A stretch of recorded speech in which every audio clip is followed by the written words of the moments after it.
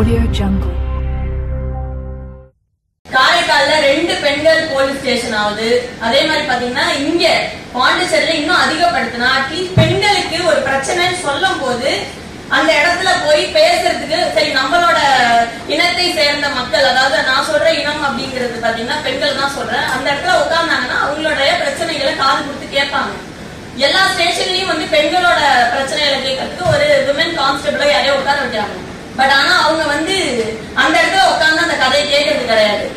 பெண்களுக்கான அந்த உடை அணிஞ்சுட்டு அவங்க வரும்போது கொஞ்சம் பெண்கள்கிட்ட போனா பிரச்சனைகள் தீருங்கிறது ஒரு மெயினான கருத்தா இருக்கும். தயவு செய்து இத உங்களுடைய ஆலோசனைகளை கொண்டு பெண்களுக்காக இத இனிமே இருக்க போற காலகட்டம் பெண்களுக்கான பாதுகாப்பான ஊரா புதுச்சேரியை மாற்றணும் அப்படின்னு நான் கேட்டுக்கிறேன்.